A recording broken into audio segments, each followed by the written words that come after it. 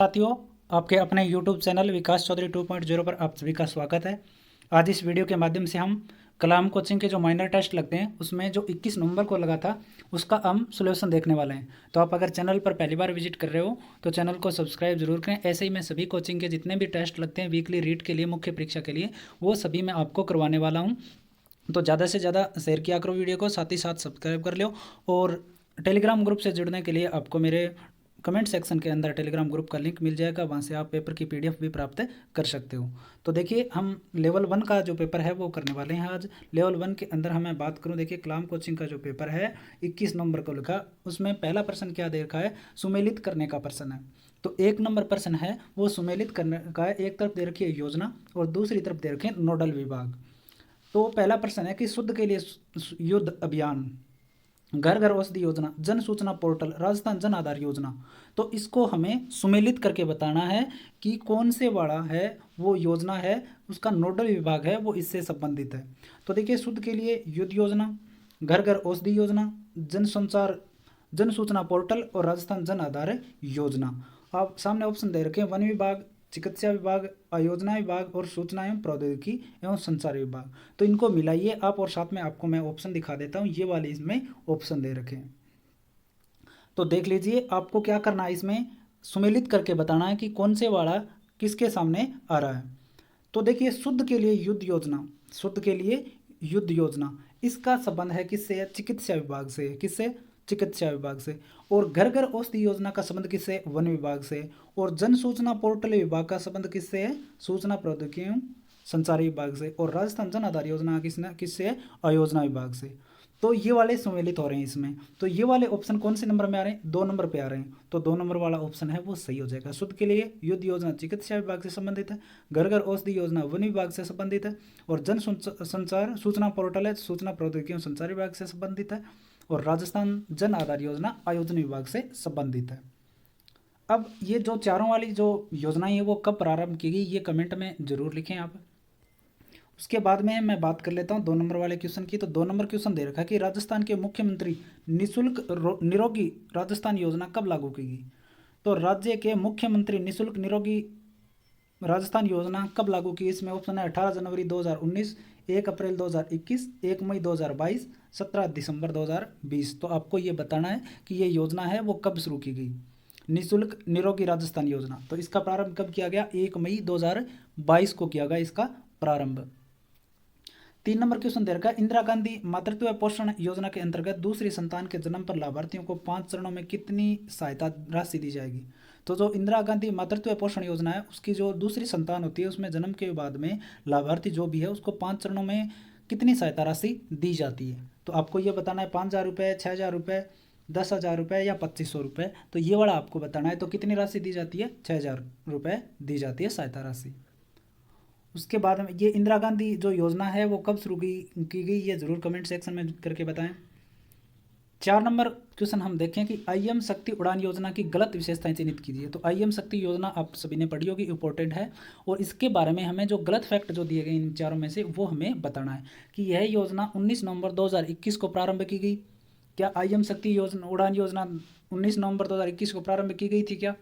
इसके तहत 10 से 45 वर्ष आयु की किशोरियों एवं महिलाओं को प्रति माह 12 सैनिटरी नैपकिन है वो निःशुल्क वितरित किए जाएंगे। ये तो सही है बिल्कुल। इस योजना में राज्य स्तर पर 2 एवं जिला स्तर पर 1 ब्रांड एम्बेसडर बनाए जाएंगे, ये भी बात सही है। और इस योजना का नोडल विभाग महिला एवं बाल विकास विभाग है, ये बात भी बिल्कुल सही है। तो ये भी सही है, ये भी सही है। गलत कौन सी है, ये वाला ऑप्शन है वो गलत है। आईएम शक्ति योजना की प्रारंभ है 19 नवंबर 2021 को नहीं हुआ। कब हुआ ये आपको कमेंट सेक्शन में इसका उत्तर जरूर बताना, और ज़्यादा से ज़्यादा शेयर किया करो जिससे मैं भी आपके लिए सभी कोचिंग के जो भी जितने भी पेपर लगते हैं वो मैं लेके आ सकूँ। राजस्थान में कोई भूखा न सोए की संकल्पना के तहत 8 रुपये सम्मानपूर्वक बैठाकर शुद्ध ताज़ा पौष्टिक भोजन कराने के लिए कौन सी रसोईया संचालित है। तो देखिए, राजस्थान में कोई भूखा न सोए योजना, जिसके तहत क्या होता है कि 8 रुपये में सम्मानपूर्वक बैठाकर शुद्ध ताज़ा पौष्टिक भोजन कराने के लिए कौन सी रसोई या संचालित है। तो कौन सी रसोई या संचालित है, अन्नपूर्णा रसोई, अम्मा रसोई, इंदिरा रसोई, माँ रसोई। तो कौन से वाली रसोई चालू है अभी, इंदिरा रसोई। ठीक है। अब देखिए, ये आपको बताना है कि इंदिरा रसोई का प्रारंभ कब किया गया। देखिए, रीट में इस बार ये वाली जो योजनाएं हैं वो बहुत काफ़ी महत्वपूर्ण है, आप इनको याद जरूर करें। जल जीवन मिशन के तहत कब तक प्रत्येक ग्रामीण परिवार को नल से पीने योग्य पानी की आपूर्ति का उद्देश्य रखा गया है? तो जल जीवन मिशन के तहत प्रत्येक ग्रामीण परिवार को नल से पीने योग्य पानी की आपूर्ति का उद्देश्य रखा गया। कब तक उद्देश्य रखा गया है कि कब तक कंप्लीट है? वो हो जाएगा 2022 में, 2023 में, 2024 में, 2025 में। तो देखिए 22 तो अंत आ गया, लास्ट में जो लास्ट दिन चल रहे हैं इसके, एक महीना और बचा है। अब 2023 में या 2024 में या 2025 में, तो कब रखा गया है? 2024 को इसका जो अंतिम है वो रखा गया है कंप्लीट करने का टारगेट। अब देखिए हम 7 नंबर क्वेश्चन की हम बात कर लेते हैं। तो 7 नंबर क्वेश्चन की मैं बात करूं, बोर कार्यक्रम का संबंध किससे है? तो बोर कार्यक्रम का संबंध अपराधियों से के पुनर्वास से, भिक्षुकों को पुनर्वास से, नशाखोरी में शामिल व्यक्तियों के पुनर्वास से, या हिंसा से पीड़ित महिलाओं के पुनर्वास से। तो बोर कार्यक्रम का संबंध किससे आपको बताना है? अपराधियों के पुनर्वास से या भिक्षुकों को पुनर्वास से? किससे संबंधित है? भिक्षुकों के पुनर्वास से संबंधित है बोर योजना, बोर कार्यक्रम। 8 नंबर क्वेश्चन हम देख लेते हैं। 8 नंबर क्वेश्चन देखिए मैं बोल के बता देता हूँ, थोड़ा दिखाई स्पष्ट नहीं दे रहा, कि इंदिरा गांधी शहरी रोजगारी गारंटी योजना के संदर्भ में असत्य कथन कौन सा है? तो इंदिरा गांधी शहरी रोजगार गारंटी योजना आपने पढ़ी होगी, और इसके बारे में इन 4 में से ये बताना है कि कौन से वाला गलत है। तो देखिए इसका शुभारंभ 9 सितंबर 2022 को खानिया की बावड़ी जयपुर से किया गया। तो इंदिरा गांधी शहरी रोजगार गारंटी योजना का प्रारंभ क्या 9 सितंबर 2022 को खानिया की बावड़ी जयपुर से किया गया था क्या? सही बात है, किया गया था। इसके अंतर्गत शहरी निकायों के निवासियों द्वारा काम मांगने पर 100 दिन प्रतिवर्ष रोजगार दिया जाएगा, ये भी बात सही है। इस योजना का नोडल विभाग स्वायत्त शासन विभाग है, ये भी बात सही है। लेकिन काम मांगने पर 5 दिन में रोजगार उपलब्ध कराना आवश्यक है, ये वाली लाइन है वो इंदिरा गांधी शहरी रोजगार के लिए गलत दे रखी है। तो इंदिरा गांधी शहरी रोजगार गारंटी योजना का प्रारंभ कब किया गया? 9 सितंबर 2022 को। 9 नंबर क्वेश्चन हम देख लेते हैं आगे। 9 नंबर क्वेश्चन दे रखा है कि निम्नलिखित में से कौन सा शून्य बजट प्राकृतिक खेती के 4 स्तंभों में नहीं है? तो निम्नलिखित में से कौन सा शून्य बजट प्राकृतिक खेती के 4 स्तंभों में नहीं है? बीजामृत, जीवामृत, मल्चिंग या क्रॉपिंग। तो इनमें से कौन सा ऑप्शन है वो शून्य बजट प्राकृतिक खेती किसे का स्तंभ नहीं है आपको बताना है। तो कौन सा वाला नहीं है? क्रॉपिंग इससे संबंधित है, नहीं है। घर घर औषधि योजना के अंतर्गत सम्मिलित पादप नहीं है। घर घर औषधि के अंतर्गत सम्मिलित पादप इनमें से कौन सा नहीं है? तुलसी, काला मेघ, गिलोय या शकरकंद। तो ये 4 नंबर वाला ऑप्शन है वो इसमें शामिल नहीं है। 11 नंबर क्वेश्चन है कि मुख्यमंत्री लघु उद्योग प्रोत्साहन योजना के अंतर्गत 25 लाख रुपए तक के ऋण पर कितने प्रतिशत ब्याज अनुदान दिया जाता है? मुख्यमंत्री लघु उद्योग प्रोत्साहन योजना के अंतर्गत 25 लाख रुपए तक के ऋण पर कितने प्रतिशत ब्याज अनुदान है वो दिया जाता है, ये आपको बताना है। तो कितना अनुदान दिया जाता है? 25 लाख रुपए तक के ऋण पर 8% का अनुदान है वो दिया जाता है। देखिए वीडियो को शेयर कर दीजिए साथ में, और आप मेरे टेलीग्राम ग्रुप से भी जरूर जुड़ें। आपको कमेंट सेक्शन में लिंक मिल जाएगा, वहाँ पे मैं हर प्रकार के नोट्स है वो भी उपलब्ध करवा रहा हूँ, साथ साथ में पेपर भी मिल जाएंगे। 12 नंबर क्वेश्चन है, मुख्यमंत्री एकल नारी समान पेंशन योजना के अंतर्गत 18 से 55 वर्ष की आयु वर्ग की पात्र महिलाओं को दे राशि है। तो मुख्यमंत्री एकल नारी समान पेंशन योजना के अंतर्गत 18 से 55 वर्ष तक की जो महिलाएं उनको कितने रुपए दिए जाते हैं प्रति माह? तो ये वाला आपको बताना है, क्या 500 रुपये, 750 रुपये, 1000 रुपये या 1250 रुपये? तो कितने दिए जाते हैं? 500 रुपये प्रति माह दिए जाते हैं। बात कर लेते हैं हम 13 नंबर क्वेश्चन की। तो 13 नंबर क्वेश्चन हमें दे रखा है कि ई मित्र @होम सुविधा किन जिलों में पायलट आधार पर शुरू की गई है? तो ई मित्र @होम सुविधा किन जिलों में पायलट आधार पर शुरू की गई है? तो जयपुर व बीकानेर, जोधपुर व जयपुर, उदयपुर व जोधपुर, बीकानेर व उदयपुर। तो किन जिलों में शुरू की गई है? ये जोधपुर व जयपुर के अंदर शुरू की गई है। मुख्यमंत्री क्षेत्र विकास योजना के अंतर्गत समावेशित योजनाएं है, किसके अंतर्गत? मुख्यमंत्री क्षेत्र विकास योजना के अंतर्गत समावेशित योजना है। 4 ऑप्शन है, महात्मा गांधी आदर्श ग्राम योजना, मुख्यमंत्री आदर्श ग्राम पंचायत योजना, श्री योजना और स्मार्ट विलेज योजना। इनमें से कौन सी मुख्यमंत्री क्षेत्र विकास योजना के अंतर्गत है वो शामिल की गई है? तो आपको ऑप्शन दे रखे हैं ए और B, A B D, B C D, A B C D या चारों। तो बताइए इनमें से कौन सा ऑप्शन सही है? चारों की चारों योजनाओं को इस क्षेत्र विकास योजना के अंतर्गत है वो शामिल किया गया। बात कर लेते हैं हम 15 नंबर क्वेश्चन की। मुख्यमंत्री चिरंजीवी दुर्घटना बीमा योजना के अंतर्गत दोनों हाथों की पूर्ण क्षति पर कितनी संबल राशि प्रदान की जाती है? तो मुख्यमंत्री चिरंजीवी योजना से संबंधित जितने भी फैक्ट है वो निश्चित रूप से याद कर लें, 1% आपको पक्का देखने को मिलेगा। और इसके बारे में आप कमेंट में भी जरूर लिख के बताएं कि आपको कौन से फैक्ट है वो याद है। तो दुर्घटना में बीमा योजना के अंतर्गत दोनों हाथों के पूर्ण क्षति पर कितनी संबल राशि है वो दी जाती है? 5 लाख रुपए, 3 लाख रुपए, 1.5 लाख रुपए, 40,000 रुपए। तो कितने दिए जाते हैं? 3 लाख रुपए। हाल ही में जोधपुर में फिनटेक डिजिटल इंस्टीट्यूट स्थापित किया गया। इस विद्यालय को किस नाम से जाना जाएगा? तो जोधपुर में जो मुख्यमंत्री महोदय फिनटेक डिजिटल इंस्टीट्यूट का जो स्थापना करके आए हैं, उनको किस नाम से जाना जाएगा उस विश्वविद्यालय को? तो किस नाम से जाना जाएगा? Rajiv Gandhi fintech digital institute के नाम से जाना जाएगा। आगे हम बात कर लेते हैं। 16 नंबर क्वेश्चन हो गया। उसके बाद में देखिए आगे आ जाएगा, आपको क्वेश्चन चिंता करने की जरूरत नहीं है। ब्राजील में आयोजित 24वें समर डेफ ओलंपिक खेलों में 2 स्वर्ण पदक जीतने वाली खिलाड़ी अभिनव शर्मा का संबंध किस खेल से है? तो देखिए किस खेल से? कुश्ती से, बैडमिंटन से, टेबल टेनिस से, निशानेबाजी से। तो किस खेल से संबंध है? बैडमिंटन से संबंध है इनका, अभिनव शर्मा का। राज्य में प्राकृतिक योग व आयुर्वेद की गुणवत्तापूर्ण चिकित्सा सेवा उपलब्ध कराने के लिए मेडी टूरिज्म वेलनेस सेंटर की स्थापना कहाँ की जाएगी? तो राज्य में प्राकृतिक योग व आयुर्वेद की गुणवत्तापूर्ण चिकित्सा सेवा उपलब्ध कराने के लिए तो मेडी टूरिज्म वेलनेस सेंटर है, उनकी स्थापना है वो कहाँ पर की जाएगी, ये आपको बताना है। क्या? नाथद्वारा में, पुष्कर में, कुंभलगढ़ में, आबू रोड पर। तो कहाँ पर की जाएगी? नाथद्वारा में की जाएगी। इसके बाद में हम बात कर लेते हैं 24 नंबर क्वेश्चन की कि जून 2022 में संपन्न हुए चुनाव में राजस्थान बैडमिंटन संघ का अध्यक्ष किसको चुना गया है? तो जून 2022 में जो चुनाव संपन्न है उनमें राजस्थान बैडमिंटन संघ का अध्यक्ष है वो किसको चुना गया है, ये आपको कमेंट करके बताना है। तो किसको चुना गया है? गजेंद्र सिंह शेखावत को चुना गया है। वर्ष 2022 के लिए प्रदान किए गए राजस्थान उद्योग रत्न पुरस्कार, श्रेष्ठ बुनकर पुरस्कार किसे प्रदान किया गया? तो 2022 का श्रेष्ठ बुनकर पुरस्कार किसे प्रदान किया गया है, आपको ये बताना है। इन 4 ऑप्शन में से एक आपको बताना है। तो किसको प्रदान किया गया है? माधुराम को प्रदान किया गया। बात कर लेते हैं 26 नंबर क्वेश्चन की कि 25 अप्रैल 2022 को रणखोर को राजस्थान का 16वां कंजर्वेशन रिजर्व घोषित किया गया है। यह राज्य के किस जिले में स्थित है? तो रणखोर कंजर्वेशन रीजन जो कि 16वां है राजस्थान का कंजर्वेशन रीजन, और इसको 25 अप्रैल 2022 को घोषित किया गया है। तो कहाँ पर घोषित किया गया है, कौन से जिले में ये स्थित है, ये आपको बताना है। तो कौन से में? उदयपुर में, पाली में, जालौर में, करौली में। तो कौन से में? जालौर में स्थित है। 27 नंबर क्वेश्चन है कि हाल ही में जैसलमेर में स्थापित 390 मेगावाट क्षमता का हाइब्रिड पावर प्लांट किसके द्वारा लगाया गया है? 27 नंबर क्वेश्चन क्या है कि हाल ही में जैसलमेर में स्थापित 390 मेगावाट क्षमता का जो हाइब्रिड पावर प्लांट है वो किसके द्वारा लगाया जा रहा है जैसलमेर में? Reliance hybrid energy, Adani hybrid energy, Suzlon hybrid energy या एनटीपीसी हाइब्रिड एनर्जी। तो इनमें से आपको बताना है कि कौन सी कंपनी के द्वारा लगाया जाएगा? अडानी हाइब्रिड कंपनी के द्वारा लगाया जाएगा जैसलमेर में 390 मेगावाट क्षमता का। उसके बाद में मैं बात कर लेता हूं 28 नंबर क्वेश्चन की कि आरटीई अधिनियम 2009 के किस धारा के तहत समुचित सरकार को नियम बनाने की शक्ति प्रदान की गई है? तो आरटीई अधिनियम 2009 के तहत कि किस धारा के तहत समुचित सरकार को नियम बनाने की जो है वो अधिकार प्रदान की गई है या शक्ति प्रदान किया गया है? कौन सी धारा के तहत? 35, 36, 37 या 38? तो किस धारा के अंतर्गत है? 38 के अंतर्गत है। तो 4 नंबर वाला ऑप्शन है वो सही हो जाएगा।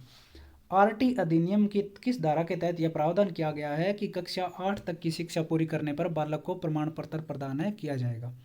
तो आरटीई अधिनियम की किस धारा के तहत यह प्रावधान किया गया? कक्षा 8 की शिक्षा तक की शिक्षा पूर्ण करने पर बालक को क्या दिया जाएगा? प्रमाण पत्र दिया जाएगा। तो धारा 29, धारा 30, धारा 31, धारा 32। तो कौन सी को? धारा 30 को दिया गया। 30 नंबर क्वेश्चन क्या कहता है कि आरटीई अधिनियम 2009 की किस धारा के अंतर्गत राज्य सलाहकार परिषद के गठन का प्रावधान किया गया है? तो आरटीई अधिनियम 2009 की किस धारा के अंतर्गत राज्य सलाहकार परिषद के गठन का प्रावधान किया गया? 32, 33, 31, 34। तो किसके अंतर्गत किया गया है? धारा 34 के अंतर्गत किया गया है। देखो अब आगे वाले क्वेश्चन पर हम देखें। 31 नंबर क्वेश्चन दे रखा है कि आरटीई अधिनियम 2009 की धारा के तहत 36 के तहत निम्नलिखित में से किन धाराओं में दंडनीय प्रावधानों की कार्यवाही सक्षम अधिकारी के बिना पूर्व अनुमति के नहीं की जा सकती? तो धारा 36 देखना हमें आरटीई अधिनियम 2009 की, और इसमें पूछा है कि धाराओं में दंडनीय प्रावधानों की कार्यवाही सक्षम अधिकारी से बिना पूर्व अनुमति नहीं की जा सकती। तो कौन कौन सी धाराओं में नहीं की जा सकती? धारा 5, धारा 13, धारा 19, धारा 5, धारा 13, धारा 18, 13, 18, 19, 13, 19, 24। तो इनमें से कौन सा ऑप्शन सही आएगा ये हमें बताना है। तो कौन से वाला ऑप्शन सही हो जाएगा अपना? धारा 13, 18 और 19, 3 नंबर वाला अपना सही हो जाएगा। 32 नंबर क्वेश्चन क्या है कि आरटीई अधिनियम 2009 की धारा 29(1) के तहत राजस्थान की शैक्षिक प्राधिकारी संस्था कौन सी है? आरटीई अधिनियम 2009 की धारा 29(1) के तहत राजस्थान की शैक्षिक प्राधिकारी संस्था कौन सी है? BSER, RSTB, RSCERT और RSEC। तो इनमें से कौन से वाला ऑप्शन सही है? 3 नंबर वाला ऑप्शन है वो सही है। आगे वाला क्वेश्चन देखिए कि आरटीई अधिनियम 2009 के अनुसार यदि किसी राज्य में बालक अधिकार संरक्षण आयोग का गठन नहीं किया गया है, बालक अधिकार संरक्षण आयोग का गठन नहीं किया गया है, तो वहाँ किसके द्वारा प्राधिकरण का गठन किया जा सकता है? जो राज्य बाल अधिकार संरक्षण आयोग द्वारा किए जाने वाले कार्य का संचालन कर ले। तो ये पूछा क्वेश्चन में कि आरटी अधिनियम 2009 है, उनके अनुसार अगर कोई भी राज्य में बालक अधिकार संरक्षण आयोग का गठन नहीं किया गया है तो किसके द्वारा प्राधिकरण का गठन किया जाए और वो किस रूप में कार्य करे? राज्य बाल अधिकार संरक्षण आयोग के द्वारा किए जाने वाले कार्यों का क्या कर ले? वो संचालन कर ले। तो केंद्र सरकार करेगी, सक्षम प्राधिकारी करेगा, या समुचित सरकार करेगी, या स्थानीय प्राधिकारी करेगा? तो इन 4 ऑप्शन में से आपको बताना है। तो कौन करेगी? समुचित सरकार है वो इस आयोग का गठन करेगी और उसके बाद में ये काम करेगी। ठीक है, अब देखिए आगे वाला क्वेश्चन हम देख लेते हैं। 34 नंबर क्वेश्चन आता है कि राजस्थान आरटीई नियमावली 2011 में आयु के सबूत के दस्तावेज के रूप में कौन सा एक सम्मिलित नहीं है? तो राजस्थान में आरटीई नियमावली 2011 में आयु के सबूत के दस्तावेज में कौन शामिल नहीं है? आधार कार्ड, अस्पताल रजिस्टर, आंगनबाड़ी अभिलेख, माता पिता द्वारा आयु की घोषणा। तो कौन से वाला शामिल नहीं है? आधार कार्ड का जो दस्तावेज है वो शामिल है नहीं आरटीई नियमावली 2011 में। ठीक है, उसके बाद में ये हो सकता है आपको ऑप्शन अलग लगे, लेकिन ध्यान में रखना है ये वाला आधार कार्ड इसमें सम्मिलित नहीं है। 35 नंबर क्वेश्चन आता है आरटीई 2009 के मान व मानक के अनुसार किसी विद्यालय में 240 छात्र होने पर प्रधानाध्यापक सहित न्यूनतम शिक्षकों की संख्या कितनी होनी चाहिए? तो आरटीई अधिनियम 2009 के मान और मानक के अनुसार कोई भी विद्यालय में अगर 240 छात्र हो गए हैं तो प्रधानाध्यापक सहित न्यूनतम कितने टीचर है वो होने चाहिए? 5, 6, 7, 8 कितने होने चाहिए? तो 7 शिक्षक होने चाहिए 240 छात्र होने पर। 36 नंबर दे रखा कि आरटीई नियमावली 2011 के अनुसार विद्यालय प्रबंधन समिति की कार्य समिति में छात्रों के माता पिता व संरक्षक में से निर्वाचित सदस्यों की संख्या कितनी होगी? तो आरटीई नियमावली 2011 के अनुसार विद्यालय प्रबंधन समिति की कार्यकारी समिति में छात्रों के माता पिता व संरक्षकों में से निर्वाचित सदस्यों की संख्या कितनी होनी चाहिए ये आपको बताना है। तो कितनी होनी चाहिए? 11 होनी चाहिए निर्वाचित सदस्यों की संख्या। 37 नंबर दे रखा है हमें सुमेलित करना पूछा है कि राजस्थान निःशुल्क और अनिवार्य बाल शिक्षा अधिकार नियमावली 2011 के अनुसार सुमेलित कीजिए। राजस्थान निःशुल्क और अनिवार्य बाल शिक्षा अधिकार नियमावली 2011 के अनुसार सुमेलित करना है कि राज्य सरकार द्वारा प्रति बालक व्यय की प्रतिपूर्ति कौन से नियम में? विद्यालय को मान्यता कौन सी नियम में? प्रवेश के लिए विस्तारित कालावधि कौन से में? विद्यालय की मान्यता वापस लेना कौन से में? तो ये सूची से सम्मिलित करना है कि कौन से नियम के अंतर्गत किया जाता है राज्य सरकार द्वारा प्रति बालक व्यय की प्रतिपूर्ति, विद्यालय को मान्यता, प्रवेश के लिए विस्तारित कालावधि और विद्यालय को मान्यता वापस लेना। तो बताइए कौन से किया गया है, ये कौन सी नियम के अंतर्गत किया जाता है? तो देखिए ये वाले आपको ऑप्शन भी दे रखे हैं साथ में। तो मैं बात करूं, देखो राज्य सरकार द्वारा प्रति व्यक्ति जो बालक व्यय की प्रतिपूर्ति की जाती है वो दी जाती है नियम 11 के तहत दी जाती है। किसके तहत दी जाती है? नियम 11 के तहत दी जाती है। कौन से नियम के अंतर्गत दी जाती है? नियम 11 के तहत राज्य सरकार द्वारा प्रति बालक व्यय की प्रतिपूर्ति। और उसके बाद में मैं बात करूं विद्यालयों को मान्यता कौन से के तहत दी जाती है? तो विद्यालय को मान्यता है वो दी जाती है नियम 14 के तहत ही दी जाती है। तो कौन से नियम के तहत दी जाती है? नियम 14 के तहत।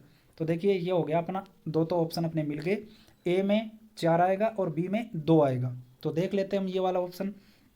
तो ये वाला ऑप्शन हमें एक ही ऑप्शन में देखने को मिलता है 3 नंबर में, तो ये सही हो जाएगा। 38 नंबर क्वेश्चन की बात करते हैं हम। राजस्थान आरटीई नियमावली 2011 के अनुसार निम्नलिखित में से कौन सा कार्य विद्यालय प्रबंधन समिति का नहीं है? आरटीई नियमावली 2011 के अनुसार कौन सा कार्य विद्यालय प्रबंधन समिति का नहीं है ये हमें बताना है। बालक के माता पिता को बालक के संबंध में नियमित जानकारी देना, ये तो है। शिक्षकों के ट्यूशन पर प्रतिबंध की मॉनिटरिंग करना, ये भी सही है। गैर शैक्षणिक कार्यों में शिक्षकों की तैनाती पर रोक की मॉनिटरिंग करना, क्या ये सही है? क्या ये भी सही है। और विद्यालय का शैक्षणिक कैलेंडर तैयार करना, ये वाला इसमें नहीं आता, तो ये वाला सही हो जाएगा ऑप्शन। 39 नंबर है देखिए राजस्थान सरकार द्वारा आरटी नियमावली 2011 के किस नियम में वर्ष 2011-21 में संशोधन द्वारा विद्यार्थियों को निःशुल्क यूनिफॉर्म हकदारी प्रदान की गई है? राजस्थान सरकार ने आरटीई नियमावली 2011 में संशोधन किया 2021 में, और ये कौन से वाला संशोधन में जो नियम है उसमें संशोधन किया ये हमें बताना है, जिसके तहत निःशुल्क यूनिफॉर्म है वो हकदारी से प्रदान की जाएगी। तो ये हमें बताना है नियम 6, नियम 7, नियम 8, नियम 9। तो कौन से के अंतर्गत? नियम 8 के अंतर्गत।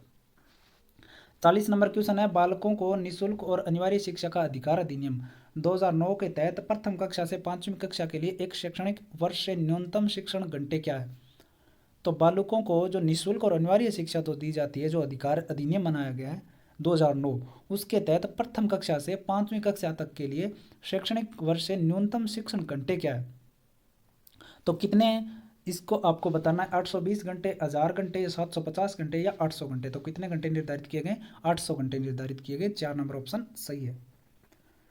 उसके बाद में मैं बात करता हूं, देखो 41 नंबर क्वेश्चन हमें दे रखा है कि सुमेलित कीजिए, पानीपत का प्रथम युद्ध कब हुआ, खानवा का युद्ध कब हुआ, घाघरा का युद्ध कब हुआ और चंदेरी का युद्ध कब हुआ? ये सम्मिलित कौन सा नहीं है ये हमें बताना है। तो कौन से वाला सम्मिलित नहीं है? पानीपत का प्रथम युद्ध 1526 सही बात है, खानवा का युद्ध 1527 में सही है, घाघरा का युद्ध 1529 में ये भी सही है, लेकिन चंदेरी का युद्ध 1530 में नहीं हुआ। ये युद्ध कब हुआ था ये बताना है आपको कमेंट में। 42 नंबर क्वेश्चन है, अकबर ने दीन ए इलाही किस वर्ष प्रारंभ किया था? 1570 में, 1528 में, 1578 में, 1582 में। अकबर ने दीन ए इलाही किस वर्ष प्रारंभ किया था ये हमें बताना है। तो किस वर्ष प्रारंभ किया था? 1582 में। 43 नंबर क्वेश्चन है, मुगल चित्रकला किसके राज्यकाल में अपनी पराकाष्ठा पर पहुंची? तो मुगल चित्रकला है वो किस काल में अपने चरम पर पहुंची थी ये हमें बताना है। हुमायूं, जहांगीर, अकबर और शाहजहां किसके काल में पहुंची थी? जहांगीर के काल में पहुंची थी। तो ये वाला ऑप्शन सही हो जाएगा।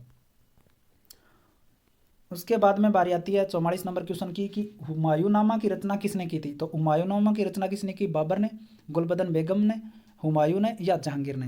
हुमायूंनामा की रचना किसने की? तो किसने की थी? गुलबदन बेगम ने की थी। असुमेलित की पहचान करनी है। बाबर का स्मारक कहाँ पर बना हुआ है? जामा मस्जिद संभल में बनाया गया, अकबर फतेहपुर सिकरी में बनाए, शाहजहां का मोती मस्जिद या लाल किला में बनाए और औरंगजेब का बीबी के मकबरे में बनाए। तो ये वाला हमें बताना है कि सुमेलित कौन सा नहीं है। तो बाबर का स्मारक कहाँ है? जामा मस्जिद में, सही बात है। अकबर का फतेहपुर सिकरी में, ये भी बात सही है। लेकिन शाहजहां का जो स्मारक है वो मोती मस्जिद में नहीं बना हुआ है, औरंगजेब का बीबी के मकबरे में है, सही बात है। तो ये वाले तो तीनों सही है, लेकिन 3 नंबर वाला गलत है। तो ये अपना ऑप्शन सही हो जाएगा। और कहाँ पर है शाहजहां का स्मारक बना हुआ ये आपको कमेंट में बताना है। 46 नंबर क्वेश्चन है, निम्नलिखित में से महाराणा प्रताप का दरबारी विद्वान कौन था? तो महाराणा प्रताप का दरबारी विद्वान बताना है। चक्रपाणी मिश्र, सूत्रधार मंदन, सारंगधर या कुशललाभ? तो कौन सा था इसमें से? चक्रपाणी मिश्र था।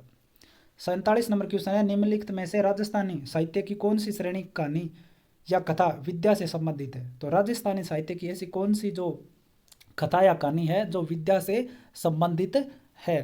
तो कौन सी संबंधित है विद्या से? वात, वचनिका, वेली या विगत? तो कौन सी? वात जो कथा या कहानी होती है वो विद्या से संबंधित है। 48 नंबर क्वेश्चन दे रखा है हमें कि निम्नलिखित में से सही सुमेलित नहीं है। तो एक तरफ है रचना और एक तरफ है रचनाकार। तो इनमें से कौन सा सुमेलित नहीं है ये हमें बताना है। तो शिशुपाल वदम के रचनाकार कौन है? कवि मार्ग, सही बात है। खंड खाद्यमकम के रचनाकार कौन है? ब्रह्मगुप्त, ये भी सही है। विरुद्ध छत्री दुर्साहाड़ा, ये भी सही है। लेकिन रणमल छंद है वो सायाजी ने नहीं लिखा था। तो किसने लिखा था ये आपको बताना है। ये वाला ऑप्शन सही हो जाएगा। एक तरफ दे रखा है रचना और एक तरफ रचनाकार। हमीर रासों के रचनाकार कौन है? सारंगधर, सही बात है। खुमान रासों के कौन है? दलपत विजय, ये भी सही है। डोला मारूरा दुआ के कृष्णदास, ये सही नहीं है। और हरिरस का ईश्वरदास, ये भी सही है। तो कौन से वाला ऑप्शन सही हो गया? डोला मारूरा दुआ कृष्णदास का नहीं है। किसने लिखा था ये कमेंट सेक्शन में जरूर बताएं। 50 नंबर क्वेश्चन है, निम्नलिखित में से पृथ्वीराज राठौड़ कृत रचना नहीं है। तो पृथ्वीराज राठौड़ द्वारा रचना जिसकी नहीं की गई वो हमें बताना है। दसम भागवत का दुआ, गंगा लहरी, वेली किशन रुक्मणी ख्यात और चालकेश माताजी रो छंद। तो इन चारों में से किसकी रचना पृथ्वीराज राठौड़ ने नहीं की? तो किसकी नहीं की? चालकेश माताजी रो छंद की रचना नहीं की। 51 नंबर क्वेश्चन आया कि निम्नलिखित घटनाओं को कालक्रमानुसार व्यवस्थित करना है। तो इनमें से कौन सी घटना है वो पहले हुई, उसके बाद में दूसरी, तीसरी, चौथी, इन चारों को क्रम में व्यवस्थित करना है। तो क्रम में व्यवस्थित करेंगे तो सबसे पहले कौन सी हुई थी? डाबी कांड, फिर निमोचना हत्याकांड, फिर जय सिंहपुरा हत्याकांड, और फिर डाबड़ा कांड, ऐसे हुई थी। ये वाला ऑप्शन कौन सा है? 4 नंबर। इन चारों की डेट आपको लिखनी है कि कब ये जो कांड है वो हुए थे, कौन सी तारीख को हुए थे, ये आपको कमेंट सेक्शन में कमेंट करके जरूर बताना है। निम्नलिखित किसान आंदोलन और नेतृत्वकर्ता में सही सुमेलित नहीं है। एक तरफ तो है किसान आंदोलन और एक तरफ है नेतृत्वकर्ता, तो कौन से सुमेलित नहीं है ये हमें बताना है। दूध व अखाड़ा के नेतृत्वकर्ता जीवन चौधरी थे क्या? नहीं थे, ये पहला ही ऑप्शन गलत हो जाता है। कौन थे इसके? हनुमान थे। करौली के कुंवर मदन सिंह, अलवर के माधव सिंह और गोविंद सिंह, और बरड़ के नैनूराम और रामनारायण चौधरी। तो ये वाला दूध व अखाड़ा वाला ऑप्शन सही है। ट्रेंच आयोग का संबंध किसान आंदोलन से था? 53 नंबर क्वेश्चन है कि जो ट्रेंच आयोग है वो किस किसान आंदोलन से संबंधित था? बिजोलिया से, बेंगू से, मेयो से और मारवाड़ से। तो कौन से था? बेंगू से। 54 में बिजोलिया में विद्या प्राचारणी सभा का गठन किसने किया? तो बिजोलिया में जो विद्या प्राचारणी सभा का गठन किया गया था वो किसके द्वारा किया गया ये हमें बताना है। तो किसके द्वारा किया गया था? भूप सिंह के द्वारा किया गया। 55 नंबर क्वेश्चन देखिए, मेयो किसान आंदोलन के संबंध में असत्य कथन हमें देखना है। तो मेयो किसान आंदोलन का प्रारंभ कब हुआ था? पहला क्वेश्चन तो अपना है कि मेयो किसान आंदोलन का प्रारंभ रौदों में पाले जाने वाले जंगली सूअरों के कारण हुआ। तो रौदों में पाले जाने वाले जंगली सूअरों के कारण मेयो किसान आंदोलन हुआ था क्या? पहले तो ये बात सही है एकदम, तो ये वाला तो सही हो गया। मोहम्मद हादी ने अंजुमन खादिम उल इस्लाम नामक संगठन का गठन कर इसे संगठित रूप दिया, ये भी बात है सही है। उसके बाद में मैं बात करूं, मेयो संकट की जांच हेतु यासीन खां के नेतृत्व में बिलग्रामी समिति का गठन किया गया था, ये गलत है, तो ये वाला ऑप्शन सही हो जाएगा। और यह आंदोलन मुख्यतः अलवर भरतपुर में था, ये भी बात है सही है। उसके बाद में हमसे पूछा कि मानगढ़ हत्याकांड के संबंध में एक सत्य कथन कौन सा है? तो मानगढ़ पहाड़ी पर गोली चलाने का आदेश कर्नल सटन द्वारा दिया गया था। क्या ये बात सही है क्या कि मानगढ़ पहाड़ी पर गोली चलाने का जो आदेश कर्नल सटन ने दिया था, ये बात सही है? ये बात तो सही है। राजस्थान सरकार ने सितंबर 2012 को मानगढ़ पहाड़ी धाम शहीद स्मारक का लोकार्पण किया, ये बात है वो गलत है। कब किया है इसको ये आपको बताना है। मानगढ़ हत्याकांड 17 नवंबर 1913 को हुआ, ये भी बात सही है। मानगढ़ बांसवाड़ा जिले में स्थित है, ये भी बात है सही है। 57 नंबर क्वेश्चन क्या दे रखा है कि वर्ष 1881-82 में उदयपुर राज्य में हुए भील विद्रोह का नेतृत्वकर्ता कौन था? तो जो 1881-82 के अंदर उदयपुर राज्य में जो भील विद्रोह हुआ था उसमें नेतृत्वकर्ता कौन था? एक तो बिलक्खा पाल का निम्मा, ये भी बात सही है था। पीपली का खेमा, ये भी सही है। और सगात्री का जोय था, ये भी सही है। तो तीनों ही थे इसमें नेतृत्वकर्ता, तो कौन सा ऑप्शन हो जाएगा? उपरोक्त सभी। 58 नंबर क्वेश्चन है कि वर्ष 1944 में संत मगन सागर की अध्यक्षता में मीणाओं का अधिवेशन कहाँ पर हुआ? जो 1944 में संत मगन सागर की अध्यक्षता में जो मीणाओं का अधिवेशन हुआ था वो कहाँ पर हुआ था ये हमें बताना है। तो कहाँ पर हुआ था? नीम का थाना सीकर में। 46 नंबर क्वेश्चन दे रखा है, देखो 46 नंबर है कि असुमेलित छांटना है। हमें 4 ऑप्शन दे रखे हैं, इनमें से असुमेलित छांटना है। तो भगत पंथ की स्थापना 1911 में हुई थी, सही बात है, भगत पंथ की स्थापना 1911 में हुई। संत सभा का प्रथम अधिवेशन 1883 में हुआ, ये वाली बात है वो गलत है। तो कब हुआ था प्रथम अधिवेशन ये कमेंट करके बताएं। एक ही आंदोलन का प्रारंभ 1921 में, सही बात है। मीणा क्षेत्रीय सभा का गठन 1933 में, ये भी सही है। 60 नंबर क्वेश्चन है कि आड़ संस्कृति का वह या वे उत्खनित स्थल जो राजसमंद जिले में स्थित है। तो आड़ संस्कृति है, उनके कौन कौन से स्थल हैं उत्खनित जो राजसमंद जिले में स्थित है वो हमें बताना है। 5 ऑप्शन दे रखे हैं, गिलोंड, बालाथल, भगवानपुरा, ओजियाना और पचमाता। तो कौन कौन से स्थल स्थित है? तो देखिए गिलोंड राजसमंद में, सही बात है। और एक पचमाता राजसमंद जिले में स्थित है, बाकी राजसमंद जिले में स्थित नहीं है। तो कौन से वाला ऑप्शन सी हो जाएगा? 4 नंबर, 1 और 5। 61 नंबर क्वेश्चन दे रखा है कि आहड़ सभ्यता से संबंधित तथ्यों पर विचार कर असंगत विकल्प को हमें देखना है कि असंगत विकल्प है वो कौन सा है। तो देखिए आहड़ उत्खनित चतुर्थ स्तर से तांबे की 2 कुल्हाड़ियां प्राप्त हुई है, सही बात है। ये तो आहड़ सिंधु सभ्यता स्थल है, ये वाला ऑप्शन गलत हो जाएगा। आहड़ से संयुक्त परिवार प्रथा के अवशेष प्राप्त हुए, ये भी सही है। और आहड़ से प्राप्त मर्द भांडों में उल्टी तिपाई तकनीक का प्रयोग हुआ, ये भी बात सही है। मैं बात करूं 62 नंबर क्वेश्चन की, तो निम्नलिखित में से कौन सा पुरातात्विक अवशेष आर्ट से प्राप्त नहीं हुआ। तो कौन सा ऐसा है जो आर्ट सभ्यता से प्राप्त नहीं हुआ। टेराकोटा से निर्मित बनासियन बुल प्राप्त हुआ है आर्ट सभ्यता से। तांबे गलाने का यंत्र भी प्राप्त हुआ है आर्ट सभ्यता से। यूनानी देवता अपोलो से चित्रित मुद्राएं भी प्राप्त हुई है, लेकिन लकड़ी से निर्मित नालियों के अवशेष है वो यहाँ से प्राप्त नहीं होते, तो ये वाला ऑप्शन सही हो जाएगा। 63 नंबर है, कौन सा संत निर्गुणापासक नहीं है। तो इसमें से कौन सा संत नहीं है। जसनाथ जी नहीं है, या चरणदास जी, माओ जी और दादू दयाल जी। तो कौन से नहीं है इनमें से। माओ जी है वो संत निर्गुणापासक नहीं है। 64 नंबर है, सुमेलित करना है। एक तरफ तो दे रखा है संप्रदाय और एक तरफ दे रखा है प्रवर्तक। तो कौन से संप्रदाय के प्रवर्तक कौन है ये हमें सुमेलित करना है 64 नंबर क्वेश्चन के अंदर। तो देखिए अलख्या संप्रदाय के जो प्रवर्तक है वो कौन है। लालगिरी जी। पाशुपात संप्रदाय के संप्रवर्तक कौन है। लुकलिस ऋषि। रसिक संप्रदाय के प्रवर्तक कौन है। अग्रदास जी। और राम स्नेही की कौन है। रामचरण जी। तो ये वाले ऑप्शन किस में आ रहे हैं। 4 नंबर में। तो 4 नंबर ऑप्शन है वो सही हो जाएगा। 65 नंबर क्वेश्चन दे रखा है कि पिप्पासर, लालासर, रामड़ावास आदि का संबंध किस संप्रदाय से। पिप्पासर, लालसर और रामड़ावास का संबंध है वो किस संप्रदाय से है। तो किस संप्रदाय से। विश्नोई संप्रदाय से। 66 नंबर क्वेश्चन दे रखा है कि संत माओ जी के संबंध में निम्न में से असत्य कथन कौन सा है। तो देखिए माओ जी ने चोपड़ा ग्रंथ की स्थापना की थी, चोपड़ा ग्रंथ की रचना की थी, सही बात है ये। तो माओ जी द्वारा लसाड़ी आंदोलन चला गया, ये भी बात सही है। माओ जी के अनुयायी ने कल के अवतार मानते हैं, ये भी बात है, सही बात है। तो कौन सा ऑप्शन गलत हो जाएगा। माओ जी ने सांगड़ी आंदोलन की स्थापना नहीं की। 67 नंबर क्वेश्चन है, निम्न में से कौन सा संप्रदाय राधा को कृष्ण की प्रणेता मानकर पूजा करता है। तो कौन सा संप्रदाय है वो राधा को कृष्ण की प्रणेता मानकर पूजा करता है। तो कौन सा संप्रदाय करता है। निम्बारक संप्रदाय करता है। सही सुमेलित नहीं है, कौन से वाला ऑप्शन है जो सही सुमेलित नहीं है। रानाबाई, हरनावा, नागौर सही है। गौरीबाई, डूंगरपुर सही है। रानी रूपादे, सोजत पाली, क्या यह सही है क्या। ये वाला ऑप्शन सही नहीं है। तो रानी रूपादे का संबंध कहाँ से था ये आप जरूर कमेंट में बताएं। और भूरीबाई अलग का क्षेत्र क्या था। सादरगढ़, उदयपुर।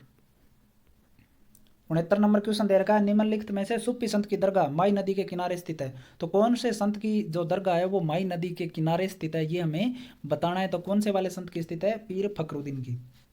70 नंबर है, आचार्य भिक्षु भिखणजी द्वारा स्थापित तेरा पंथी धर्म संघ का नामांकन किसके द्वारा किया गया। तो आचार्य भिक्षु जो भिखणजी के नाम से जाने जाते हैं, तेरापंथी धर्म का संघ का नामांकन किसके द्वारा किया गया। तो किसके द्वारा किया गया। फतेहमल सिंधी के द्वारा किया गया। 71 नंबर क्वेश्चन की मैं बात करूं, देखो हारोजी, हंसोजी और पालोजी का संबंध किस संप्रदाय से। हारोजी, हंसोजी और पालोजी का संबंध किस संप्रदाय से है। तो किस संप्रदाय से। जसनाथ जी संप्रदाय से संबंधित है। भील जनजाति में प्रचलित पंथ या संप्रदाय है। भील जनजाति में प्रचलित पंथ या संप्रदाय है कौन सा है बताइए। उदारिया, रजब, उदासीन या चरणदासी। तो भील जनजाति में कौन सा संबंधित है। उदारिया। असुमेलित छांटना 73 नंबर क्वेश्चन के अंदर इसमें दे रखा है कि राजस्थान के नरसिंह जयमलदास को कहा जाता है क्या। वागड़ की मीरा गौरीबाई को कहा जाता है क्या। वागड़ का धनी शेख अमीदुद्दीन नागौरी को और राजस्थान की दूसरी मीरा रानाबाई को। तो कौन से वाला ऑप्शन इसमें सही हो जाएगा। इसमें बागड़ का धनी है वो शेख अमीदुद्दीन नागौरी को नहीं कहा जाता, तो ये वाला ऑप्शन सही हो जाएगा। चितावणी नामक ग्रंथ का संबंध किससे है। चितावणी नामक ग्रंथ का संबंध किस संप्रदाय से है। तो किस संप्रदाय से है। संत पिप्पा से संबंधित है। 75 नंबर क्वेश्चन आता है कि निम्न में से मेवाड़ पुरस्कार संबंधित है। तो मेवाड़ पुरस्कार किससे संबंधित है। तो देखिए मेवाड़ पुरस्कार का संबंध किससे संबंधित है। मोतीलाल तेजावत द्वारा मेवाड़ महाराणा को प्रस्तुत 21 सूत्री मांग पत्र से संबंधित है। मेवाड़ की पुकार, ठीक है। 76 नंबर क्वेश्चन अपना आता है कि 1822 में गठित मेरवाड़ा बटालियन का मुख्यालय कहाँ था। तो मेरवाड़ा बटालियन का मुख्यालय कहाँ पर है। ब्योहार में स्थित है, अजमेर में। 77 में है, मारवाड़ राज्य लोक परिषद के पहले अधिवेशन के मुख्य अतिथि कौन थे। मारवाड़ राज्य लोक परिषद के पहले अधिवेशन के मुख्य अतिथि कौन थे। कस्तूरबा गांधी। 78 नंबर क्वेश्चन आता है कि बिजोलिया में गिरधारीपुरा में गठित शिष्ट मंडल के सदस्य जिन्हें मेवाड़ महाराणा के समक्ष भेजा गया कौन थे। बिजोलिया के गिरधारीपुरा गांव में जो शिष्ट मंडल का गठन हुआ था उनके सदस्य जो मेवाड़ महाराणा के समक्ष भेजे गए थे कौन थे। तो कौन से थे इसमें से। आपको 4 ऑप्शन दिए गए हैं। इनमें से थे नानजी पटेल और ठाकरे पटेल। तो अब देखिए ये गणित के जो प्रश्न आ जाते हैं इनको आप खुद हल करके देख सकते हो। आपको पूरा पेपर चाहिए तो आपको ग्रुप ज्वाइन कर लेना है, वहाँ पे आपको पूरा पेपर भी मिल जाएगा। तो मैं क्वेश्चन दिखा देता हूँ, आप इनको हल कर सकते हो। आप स्क्रीनशॉट लेके रख लीजिए, आप रोक के भी देख सकते हो। आप रोक के उसके बाद में आप स्क्रीनशॉट है वो ले सकते हो।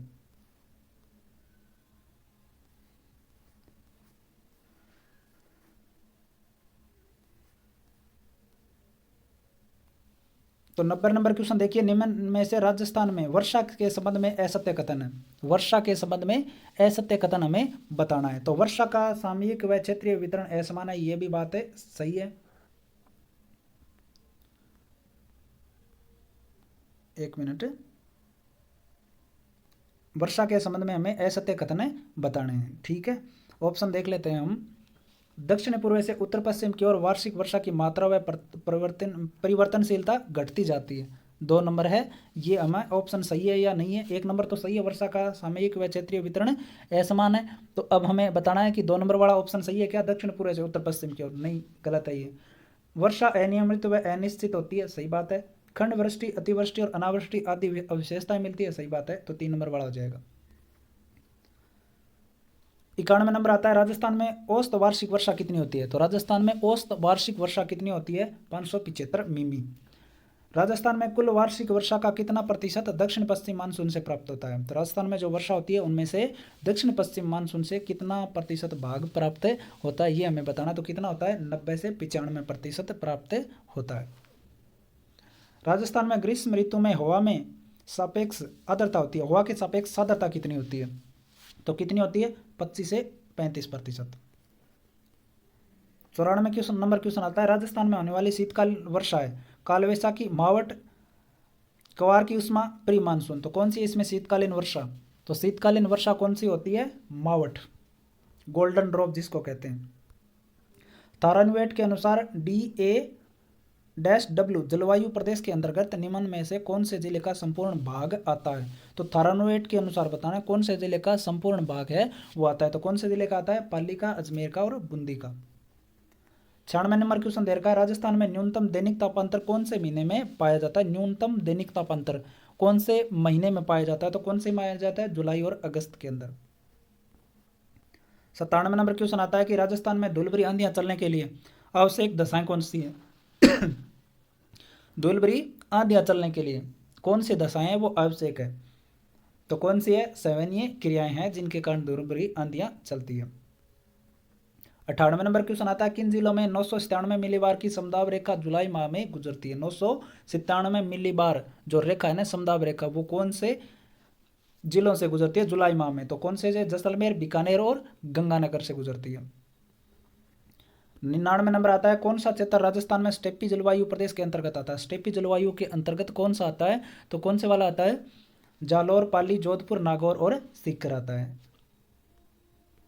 100 नंबर क्वेश्चन है अपना, कोपेन के वर्गीकरण के अनुसार निम्नलिखित में से किस जिले के अंतर्गत AW प्रकार की जलवायु नहीं पाई जाती।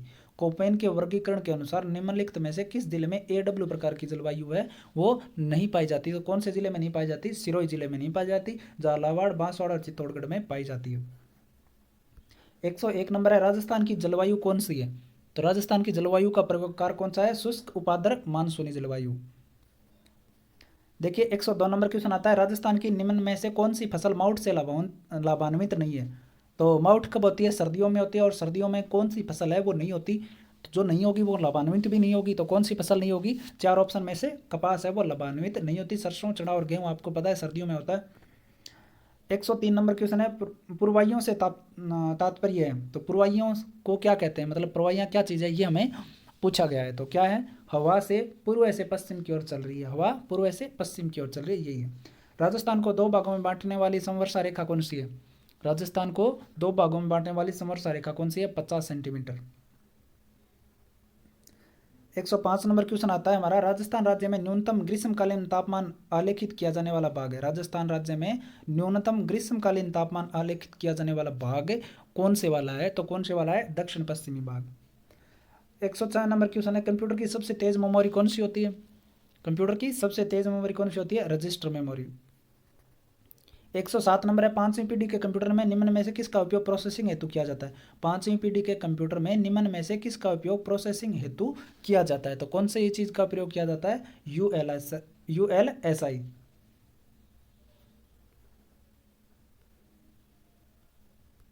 पाम टॉप किस प्रकार का कंप्यूटर है? तो पाम टॉप है वो किस प्रकार का कंप्यूटर है ये हमें बताना है। तो किस प्रकार का? Micro computer. 109 नंबर क्वेश्चन की बात करूं तो भारत के प्रथम सुपर कंप्यूटर परम का विकास किसके द्वारा किया गया? भारत के प्रथम सुपर कंप्यूटर कौन सा है? परम। विकास किसके द्वारा किया गया इसका? सीडेक पुणे कंपनी के द्वारा किया गया। 110 नंबर क्वेश्चन, एक निर्माता कंपनी द्वारा ROM रोम रीड ओनली मेमोरी के निर्माण के समय लिखे जाने वाले प्रोग्रामों के समूह को किस नाम से जाना जाता है? तो कोई भी कंपनी होती है जो रोम का निर्माण करती है, आप सभी को पता है स्थायी मेमोरी है जो बाद में डिलीटेड नहीं की जाती है। तो रोम में जो प्रोग्राम लिखे जाते हैं वो किस नाम से जाने जाते हैं, ये हमें पूछा गया क्वेश्चन में। तो किस नाम से जाने जाते हैं? फ्रेमवेयर नाम से जाने जाते हैं। 111 नंबर क्वेश्चन है, प्रोजेक्ट कार्य का उद्देश्य है विद्यालयों में दिन प्रतिदिन की समस्याओं के प्रति जागरूकता उत्पन्न करना, ज्ञान अनुप्रयोग करना, क्रांतिक चिंतन को प्रोत्साहित करना या उपयुक्त सभी। तो इसमें कौन से वाला ऑप्शन सही हो जाएगा? उपयुक्त सभी। पाठ्य योजना के भारतीय उपगम RCEM का विकास किसके द्वारा किया गया? पाठ्य योजना के भारतीय उपगम RCEM का विकास किसके द्वारा किया गया ये हमें बताना है। तो किसके द्वारा किया गया? HR दवे के द्वारा किया गया। 113 नंबर क्वेश्चन आता है, निम्न में से कौन सा पद हर्बर्ट की मूल पाठ्य योजना में शामिल नहीं है? तो कौन सा नहीं है इसमें शामिल? तुलना का जो पाठ है वो शामिल नहीं है। मॉरिसन की इकाई योजना के कौन से पद में एक शिक्षक द्वारा विद्यार्थी के पूर्व ज्ञान का पता लगाया जाता है? मॉरिसन की इकाई योजना के कौन से पद में एक शिक्षक द्वारा विद्यार्थी के पूर्व ज्ञान का पता लगाया जाता है? तो किसके द्वारा लगाया जाता है? अन्वेषण के द्वारा। 115 नंबर क्वेश्चन आता है, अधिगम के रचनावादी उपागम के अनुसार असत्य है। अधिगम के रचनावादी उपागम के अनुसार असत्य कथन कौन सा है? तो कौन सा है असत्य कथन? सीखना वस्तुनिष्ठ है, व्यक्ति परक नहीं है। तो यही असत्य कथन, 1 नंबर सही हो जाएगा। प्रोजेक्ट विधि का आधारभूत सिद्धांत नहीं है। प्रोजेक्ट विधि का आधारभूत सिद्धांत कौन सा नहीं है? व्यापकता का सिद्धांत है, वो प्रोजेक्ट विधि का आधारभूत सिद्धांत नहीं है। 117 नंबर है, विलियम किलपटेक ने प्रायोजना विधि के 4 सोपान बताए, निम्न में से कौन सा पद इसमें शामिल नहीं है? तो कौन सा पद शामिल नहीं है इसके अंतर्गत? आलेखन का पद है वो शामिल नहीं है। खोज उपागम को लोकप्रिय बनाने का श्रेय किसे जाता है? खोज उपागम को लोकप्रिय बनाने का श्रेय किसको जाता है? जेरोम बुर्नर को जाता है। उसके बाद में मैं बात करूं, पाठ्य योजना के पंचपदीय उपागम का श्रेय किसको जाता है? पाठ्य योजना के पंचपदीय उपागम का श्रेय किसको जाता है? जोहान फ्रेडरिक हर्बर्ट को जाता है। NCERT उपागम का पद नहीं है। NCERT उपागम का पद नहीं है, तो कौन सा नहीं है? उत्पाद नहीं है। प्रोजेक्ट कार्य के दौरान प्रोजेक्ट का चुनाव किया जाता है। प्रोजेक्ट कार्य के दौरान प्रोजेक्ट का चुनाव किया जाता है किसके द्वारा? शिक्षक के निर्देशन पर छात्रों द्वारा। प्रोजेक्ट पद्धति निम्नलिखित में से किस दार्शनिक विचारधारा पर आधारित है? प्रोजेक्ट पद्धति निम्नलिखित किस दार्शनिक विचारधारा पर आधारित है? किस पर आधारित है? प्रयोजनवाद पर निर्धारित है। 123 नंबर आता है, विकास कभी नए समान होने वाली प्रक्रिया है।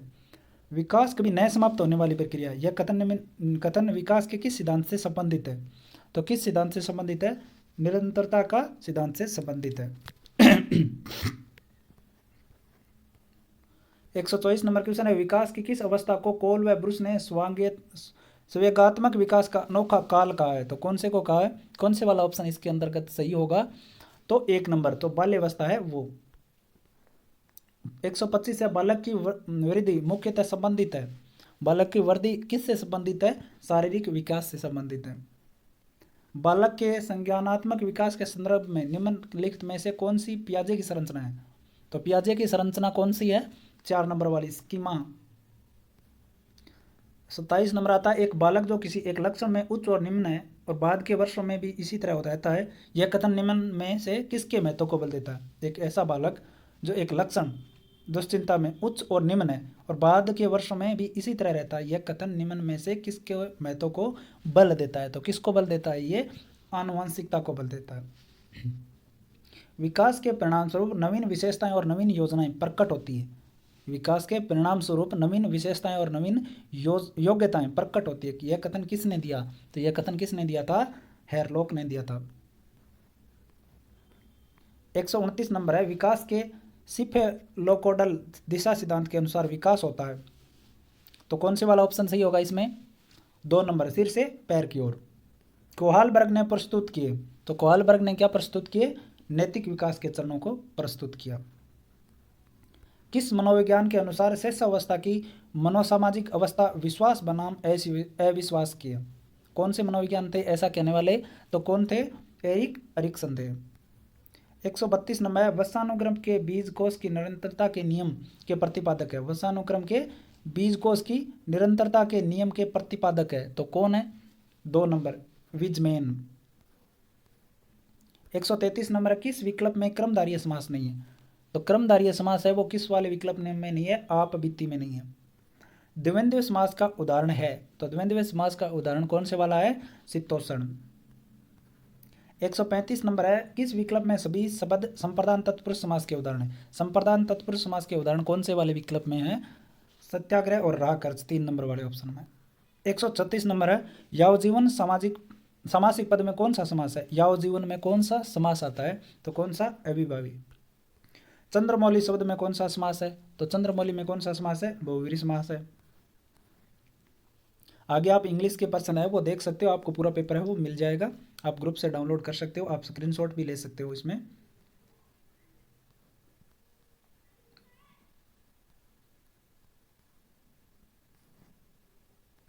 तो हमारे यूट्यूब को चैनल सब्सक्राइब जरूर करें, ऐसे ही मैं सभी कोचिंग के पेपर है वो लेके आता रहूँगा। साथ ही साथ मेरे से टेलीग्राम ग्रुप से जरूर जुड़ें और अपने दोस्तों के